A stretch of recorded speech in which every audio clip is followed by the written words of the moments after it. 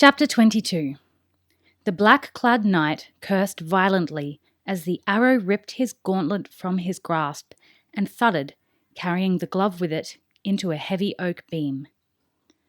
The solid impact of the arrow with the beam drew his eyes for a second. Then he whirled suspiciously to see where the missile had come from. For the first time, he registered the presence of a dark, indistinct shape in the shadows at the rear of the room. Then, as Holt moved from behind the table and out into the light, he also registered the longbow, with a second arrow knocked ready to the string. The archer hadn't bothered to draw the bow, but D'Epargne had just seen an example of his skill. He knew he was facing a master archer, capable of drawing and firing in a heartbeat. He stood very still now, controlling his rage with difficulty. He knew his life might well depend on his ability to do so. Unfortunately for the dictates of chivalry, Holt said, Sir Horace, Knight of the Order of the Oakleaf, is indisposed, with an injury to his left hand. He will therefore be unable to reply to the kind of invitation you were about to issue. He had moved further into the light now, and D'Epargne could make out his face more clearly. Bearded and grim, this was the face of an experienced campaigner. The eyes were cold and bore no hint of indecision. This, the knight knew instantly, was a man to be wary of.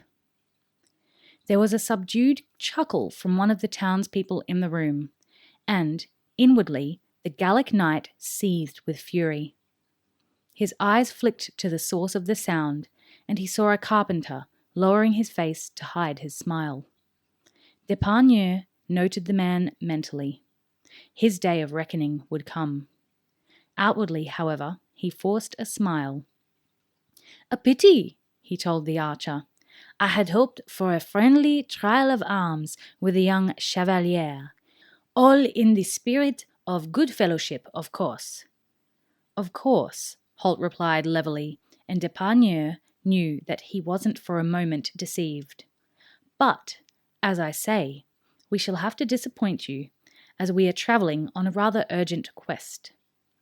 D'Epargne's eyebrows lifted in polite inquiry. "Is that so? And where might you and your young master be bound?"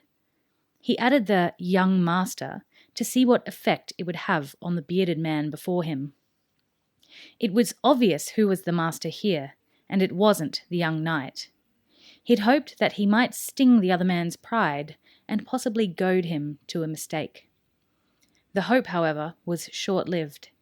He noticed a faint glint of amusement in the man's eyes as he recognized the gambit for what it was. "Oh, here and there," Holt replied vaguely. "It's not a task of sufficient importance to interest a warlord such as yourself." The tone of his voice left the knight in no doubt that he would not be answering casual questions about their end destination, or even their intended direction of travel. "Sir Horace," he added, aware that the boy was still within arm's reach of the Black Knight, "why don't you sit yourself down over there and rest your injured arm?" Horace glanced at him, then understanding dawned, and he moved away from the knight, taking a seat by the edge of the fire. There was absolute silence in the room now. The townspeople gazed at the two men confronting each other, wondering where this impasse was going to end. Only two people in the room, Holt and D'Epargne, knew that the knight was trying to gauge his chances of drawing his sword and cutting down the archer before he could fire. As D'Epargne hesitated, he met the unwavering gaze of the ranger. "I really wouldn't," said Holt mildly. The Black Knight read the message in his eyes and knew that, as fast as he might be, the other man's reply would be faster. He inclined his head slightly in recognition of the fact. This was not the time. He forced a smile onto his face and made a mocking bow in Horace's direction. "Perhaps another day, Sir Horace," he said lightly. I would look forward to a friendly trial of arms with you when you are recovered. This time, he noticed, the boy glanced quickly at his older companion before replying. Perhaps another day, he agreed. Embracing the room with a thin smile, Depardieu turned on his heel and walked to the door. He paused there a moment, his eyes seeking Holt's once more. The smile faded, and the message he sent was clear. Next time, my friend, next time. The door closed behind him, and a collective sigh of relief went around the room. Instantly, a babble of conversation broke out among those present. The musicians, sensing that their moment was over for the night, packed away their instruments and gratefully accepted drinks from the serving girl. Horace moved to the beam where Holt's arrow had pinned the knight's gauntlet.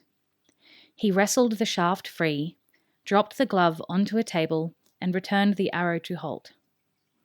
What was all that about? He asked, a little breathlessly.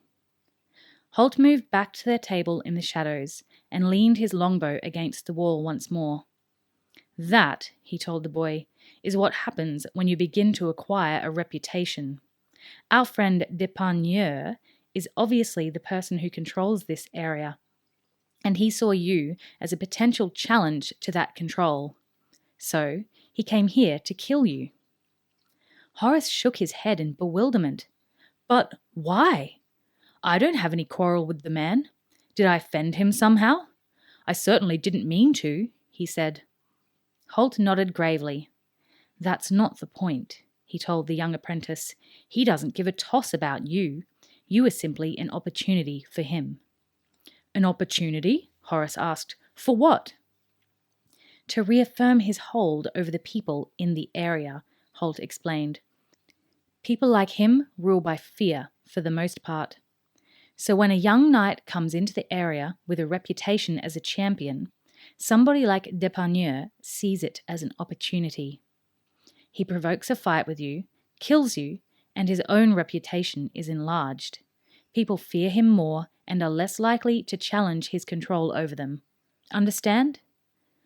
The boy nodded slowly. It's not the way it should be, he said, a disappointed tone in his voice. It's not the way chivalry was intended to be.